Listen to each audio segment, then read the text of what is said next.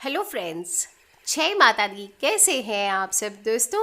हिंदुओं में जो जन्म होता है तब से लेकर के मृत्यु उपरांत तक अनेक प्रकार के संस्कार किए जाते हैं। कुल 16 संस्कार हमारे जीवन में बताए जाते हैं और अंत्येष्टि को यानी कि अंतिम संस्कार उसको माना जाता है जब मृत्यु होती है। लेकिन अंत्येष्टि के बाद भी कुछ ऐसे कर्म होते हैं जिन्हें मृतक के संबंधियों को, विशेषकर उनके पुत्र पौत्र, उनकी संतान को करना होता है। वैसे तो प्रत्येक माह की अमावस्या तिथि को श्राद्ध कर्म किया जा सकता है, लेकिन भादो माह की पूर्णिमा से लेकर अश्विन माह की जो अमावस्या होती है, पूरा एक पखवाड़ा यानी कि 15 दिन श्राद्ध कर्म करने का विधान आता है। इसलिए अपने अपने पूर्वजों के प्रति श्रद्धा प्रकट करने के लिए इस पर्व को मनाया जाता है। जिस तिथि को दिवंगत आत्मा संसार से गमन करके गई थी, यानी जिस दिन दाग लगता है, उस दिन अश्विन माह के कृष्ण पक्ष की उसी तिथि को पितृ शांति के लिए श्राद्ध कर्म करने का नियम आता है। पितरों की पूजा, पिंड दान करना है। कहा जाता है कि जो लोग पितृ पक्ष में पूर्वजों का तर्पण नहीं करवाते उन्हें पितृ दोष लगता है। अधिकतर हिंदू परिवारों में मृत पूर्वजों का श्राद्ध निकालने की प्रथा होती ही है।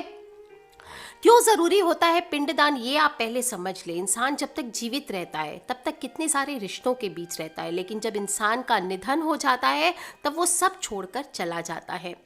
और मृत व्यक्ति के मरने पर केवल शरीर का अंत होता, उसकी आत्मा समाप्त नहीं होती है। इस बात को अच्छे से समझ लें। और आत्मा की दिशा या दशा उसके कर्मों पर निर्भर होती है।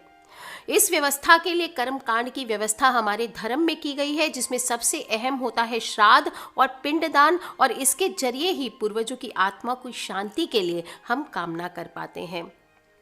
जाने अनजाने समय के अभाव में कई बार या भूल चूक से हम तिथियों को भूल जाते हैं, जिन तिथियों को हमारे प्रियजन हमें छोड़कर चले जाते, क्योंकि आज का जीवन भाग दौड़ भरा हुआ जीवन है, हर कोई व्यस्त है। फिर अलग अलग परिजनों की तिथियां अलग अलग होने से हर रोज समय निकालकर सब लोग श्राद्ध नहीं कर पाते हैं। लेकिन आपको मैं बता दूं, कुछ ऐसे उपाय निकाले गए हैं जिनसे आप अपने पूर्वजों को याद भी कर सकें और आप अपने समय के महत्व को भी समझ सकें।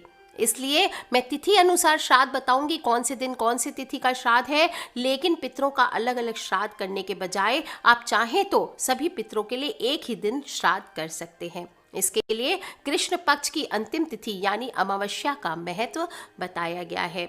समस्त पितरों को इस अमावस्या को श्राद्ध किए जाने को लेकर के ही इसे सर्व पितृ अमावस्या या महालया कहा जाता है। इस तिथि पर, इस महासंयोग में आप अगर कोई भी छोटे छोटे उपाय करते हैं तो माना जाता है आपको पितृ दोष से, कुंडली में हो, शनि दोष हो, किसी भी प्रकार के ग्रह दोष हो, उनसे तो मुक्ति मिलती है और आपके पितरों को भी शांति प्रदान होती है।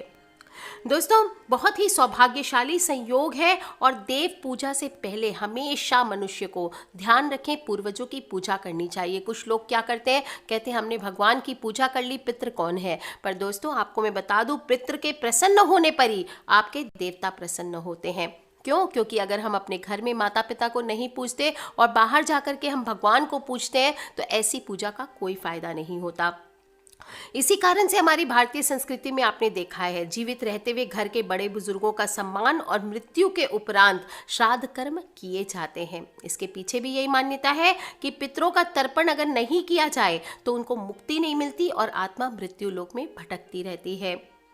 दोस्तों, ज्योतिष की दिशा से जब हम देखें तो पितृ दोष बहुत ही अहम मानते हैं। और कई बार आपने देखा होगा, काफ़ी सारे लोग सफलता पूरा पहुंच जाते हैं सफलता के शिखर पे, लेकिन उसके बाद सफलता नहीं मिलती। उसके बाद वो हार जाते हैं, उनका काम नहीं होता, बिगड़ जाता है, एकदम लास्ट मोमेंट में पहुंच के।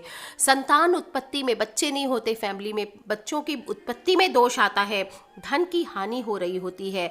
तो पितृ दोष से फैमिली को पीड़ित होने की प्रबल संभावनाएं होती है। इसलिए पितृ दोष से मुक्ति पाने के लिए पितरों की शांति करना आपको बहुत बहुत आवश्यक है। जो लोग पितृ का तर्पण करते हैं, उनकी आत्मा की शांति के लिए प्रार्थना करते हैं, ऐसे में पितृ उनकी रक्षा जरूर करते हैं। इसका सबसे आसान उपाय है श्राद्ध करना, और श्राद्ध के बाद ही पितृदोष से मनुष्य को मुक्ति मिलती है। वैसे मैं बताती हूँ कि रोज आपको 1 लोटा जल अपने पितृ के नाम का दक्षिण मुखी होकर के जरूर देना चाहिए। दोस्तों, आप चाहें तो हर अमावस्या को भी पितृ की शांति के लिए पिंडदान या श्राद्ध कर्म कर सकते हैं, लेकिन पितृ पक्ष में श्राद्ध करना बहुत ही आवश्यक माना जाता है। माना जाता है कि जिस पूर्वज, पितर या परिवार के मृत सदस्य के परलोक गमन की तिथि याद ना हो तो आपको उस तिथि पे श्राद्ध अगर नहीं कर सके तो अमावस्या के दिन आप श्राद्ध करें। समय से पहले जिन परिजनों की किसी दुर्घटना में या सुइसाइड में या अकाल मृत्यु हुई है, उनका श्राद्ध आपको तिथि अनुसार नहीं करना चाहिए। उनका श्राद्ध चतुर्दशी तिथि के दिन किया जाता है। पिता की तिथि अगर आपको याद नहीं है तो आप अष्टमी के दिन पिता की तिथि को आप श्राद्ध करें या फिर अमावस्या को तर्पण करें। इसी प्रकार से माता के लिए नौमी तिथि को नियुक्त किया गया है। अगर आपको नहीं पता आपकी माता का देहांत कौन सी तिथि को हुआ था हिंदी से, तो आप नौमी तिथि को उनका श्राद्ध कर सकते हैं। इस दिन आपको पितरों के नाम की धूप देनी चाहिए। इससे शारीरिक मानसिक तौर पर तो संतुष्टि मिलती है, साथ ही साथ घर में सुख समृद्धि का वास होता है, सभी प्रकार के कष्ट दूर होते हैं और अश्विन अमावस्या विशेष रूप से फलदायी होती है, इसलिए इसे पितृ विसर्जनी अमावस्या या महालया भी कहा जाता है। दोस्तों, यदि पिंडदान के लिए जब पितृ आते हैं धरती पर, उनको ना मिले पिंडदान तो वो शाप देकर चले जाते हैं, जिसके फलस्वरूप घरेलू कलह बढ़ने लगती है, सुख समृद्धि में कमी आने लगती है, सभी कार्य बिगड़ने लगते हैं। इसलिए सभी को श्राद्ध कर्म, आप ज़्यादा कुछ ना करें, एक पंडित जी को या किसी गरीब को आप अपने पूर्वजों के नाम का थोड़ा सा अनाज दान करें।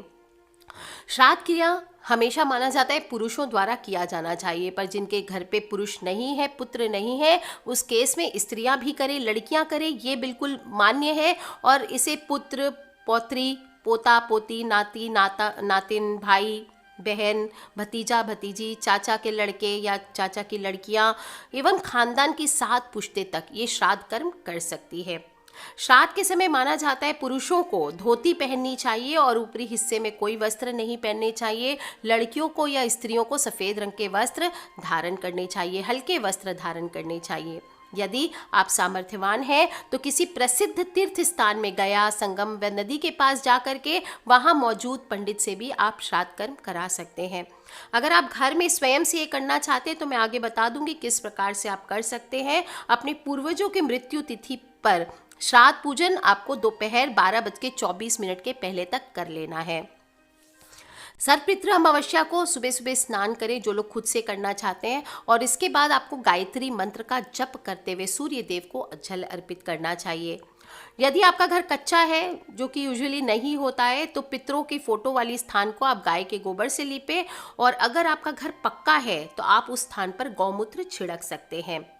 अब अपने पूर्वजों की फोटो को आप स्थापित करें, एक सफ़ेद रंग का कपड़ा बिछा लें, उस पर स्थापित करें और दक्षिण दिशा में उनकी पीठ हो, इस प्रकार से आपको स्थापित करनी चाहिए। आप पूर्वजों की तस्वीर पर सफ़ेद रंग की फूलमाला चढ़ाएं।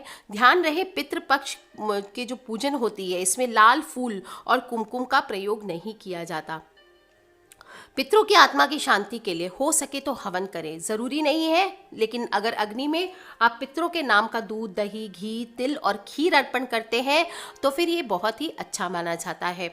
और नहीं तो आप सिर्फ नॉर्मल पूजन करें, हाथ में थोड़े से कुश ले लें, तिल ले लें और जल लेकर के दक्षिण की ओर आप अपना मुख कर लें और मोक्ष प्राप्ति के लिए संकल्प ले लें कि मैं अपना नाम बोले, गोत्र बोले, जगह बोले, तिथि बोले और बोले मैं ये संकल्प करता हूँ कि मैं इस पूजा को सच्चे दिल से संपन्न करूँगा, कोई भूल चूक हो तो क्षमा करें। इस प्रकार से बोल के उस जल को आपको छोड़ देना है। फिर पूर्वजों के लिए घर में श्राद्ध के लिए बनाए गए भोजन, जो भी खीर, पूड़ी, हलवा, सब्जी जो भी आपने बनाए है, ध्यान रखें सात्विक भोजन ही बनाएं, प्याज, लहसुन आदि नहीं बनाते और इस भोजन में हल्दी का प्रयोग नहीं किया जाता।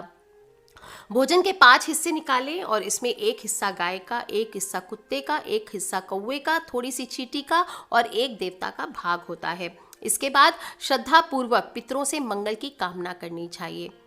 पिंडदान करें। पिंडदान करते समय जो भी परिवार वाले हैं, जौ या चावल के आटे में थोड़ा सा दूध और तिल मिला करके उसको गूंथ लें और छोटी छोटी गोलियां बना लें। अब कांसे की थाली या पीतल की थाली में काले तिल ले करके ये आटे की गोलियां इस बर्तन में रख दें। अब दूसरा बर्तन ले लें और हाथ जोड़कर मृत व्यक्ति का नाम ले करके हर मृत व्यक्ति की एक पिंडी आपको बनानी है, ये ध्यान रखें। और तर्पयांताम कहते हुए अंजलि में भरे हुए जल को खाली बर्तन में पलटते जाएं। ध्यान रखें, तर्पण के लिए काले तिल, जौ और सफ़ेद फूल ही लें, इसके अलावा और कुछ नहीं लिया जाता है। इसके बाद पिंड दान करने के बाद इससे माना जाता है पितृ को तृप्ति होती है। किसी भी ब्राह्मण को, किसी भी गरीब को, ज़रूरतमंद को भोजन करवाएं और आपकी श्रद्धा शक्ति के अनुसार दान दक्षिणा दें। एक नॉर्मल पर्सन के लिए बोला जाता है धोती गमछा या साड़ी जो भी है, और थोड़े से दक्षिणा जो भी 10, 11, 100 जो आपकी श्रद्धा शक्ति हो वो आप दे सकते हैं। अगर ब्राह्मण आपके घर आके भोजन कर सके तो अच्छी बात, नहीं तो आप किसी मंदिर में जाके, किसी अनाथ आश्रम में जाके, किसी बुजुर्ग आश्रम में जा कर के भोजन दान कर सकते हैं।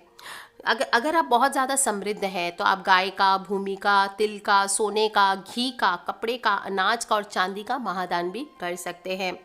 शाम के समय ध्यान रखना चाहिए, ये तो हो गई पूजा संपन्न श्राद्ध की। अब शाम के समय आपको क्षमता अनुसार 2, 5 या 16 दीप प्रज्वलित करने चाहिए दक्षिण दिशा की ओर।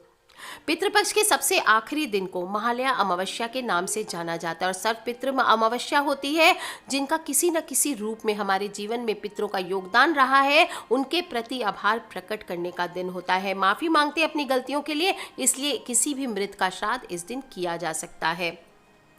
ध्यान रखें, श्राद्धों के वक्त आपके पूर्वज किसी भी तरह से, किसी भी रूप में आपके घर आ सकते हैं। कोई भी बाहर वाला आए आपके घर और कुछ भोजन पानी मांगे तो आपको ज़रूर देना चाहिए, घर से बाहर उसको नहीं भगाना है। पितृपक्ष में पशु पक्षियों को दाना और पानी ज़रूर देना चाहिए, क्योंकि हो सकता है वो पितृ के रूप में, आपके पक्षियों के रूप में आपके पितृ आपके घर आ सकते हैं।